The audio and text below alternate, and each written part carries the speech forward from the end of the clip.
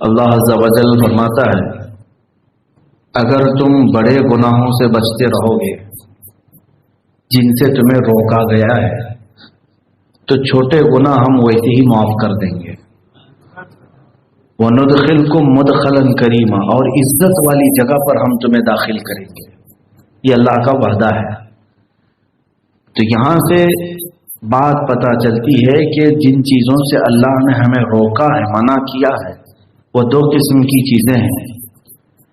ظاہر سی بات ہے جن چیزوں سے روکا گیا ہے اس کو گناہ کہتے ہیں. گناہ کیا چیز ہے؟ اللہ نے جس کے کرنے کو منع کیا وہی گناہ ہے. تو وہ دو قسم کے ہیں، کچھ بڑے ہیں اور کچھ چھوٹے ہیں. بڑوں کو کبیرہ گناہ کہتے ہیں، چھوٹے کو صغیرہ گناہ کہتے ہیں. تو کبیرہ اور صغیرہ کیا چیز ہے ایک لمبی بحث ہے.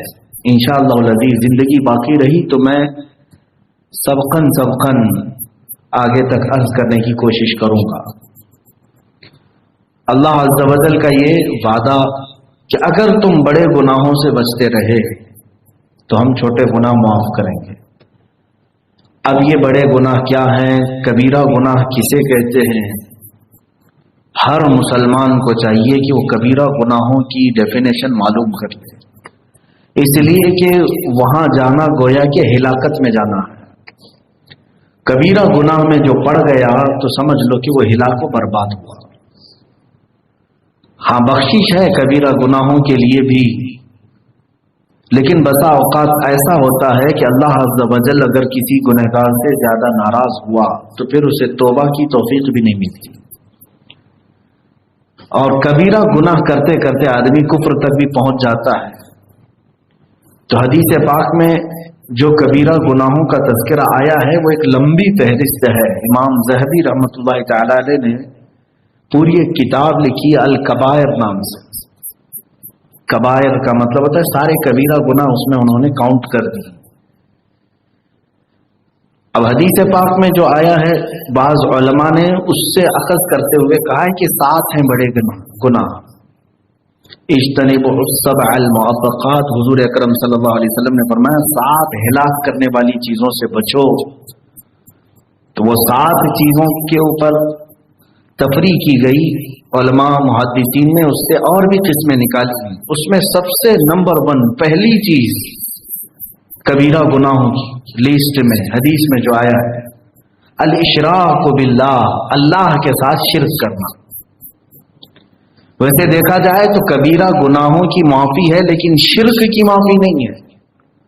ومن یشرک باللہ، اللہ تبارک و تعالیٰ فرماتا ہے جو اللہ کے ساتھ شرک کیا تو پھر اس کے متعلق اللہ پر دوسری آیت میں ان اللہ لا یغفر ان یشرک بہ ویغفر ما دون ذلک لمن یشاء، شرک سے کم جو کچھ بھی ہوگا اللہ سب معاف کر دے گا لیکن شرک کو نہیں معاف کرے گا. الاشراک باللہ، اللہ کے ساتھ شریک ٹھہرانا، یہ نمبر 1 ہے.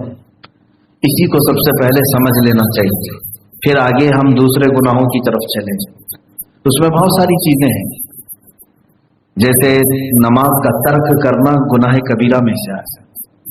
اللہ کے ساتھ شرک ٹھہرانا یہ نمبر 1. سیکنڈ نمبر پر جو چیز گناہ لکھا گیا ہے کبیرہ، وہ نماز کو ترک کرنا.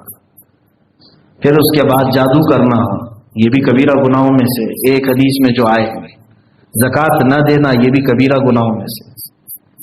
پھر شراب، جوا، چوری، زنا، یہ سب کبیرہ گناہوں میں سے بڑے گناہ. اور دوسری حدیثوں میں جھوٹ کو بھی کبیرہ گناہوں میں رکھا گیا ہے، جو تقریباً سب کے ہاں زبان زد ہو گیا ہے. یوں سمجھ لو کہ جو کبیرہ گناہوں میں مبتلا ہے وہ رحمت الہی سے محروم ہے. اللہ کی نظر رحمت سے وہ محروم بندے ہیں جو کبیرہ میں. صغیرہ کا مطلب ہوتا ہے چھوٹے گناہ ہیں، کبھی زبانی طور پر پھسل ہو گئی، آنکھوں سے کوئی مسئلہ ہو گیا، یہ صغیرہ گناہوں میں سے آتا ہے. یعنی جو آداب ہیں وہ آداب نہیں بجا لایا. اور کبیرہ گناہوں میں حقوق الوالدین بھی ہے، والدین کی نافرمانی، یہ بھی کبیرہ گناہوں میں سے. میں آج سب سے پہلی والی چیز پر ہی گفتگو کرتا ہوں رب تعالیٰ نے فرمایا کہ اشراک باللہ یعنی اللہ کے ساتھ شرک، یہ اللہ کو پسند ہے. جس نے اللہ کے ساتھ شرک کیا. شرک کی بھی دو قسمیں ہیں، یہ بھی سمجھ کے چلے. شرک بھی دو قسم، شرک جلی، شرک خفی.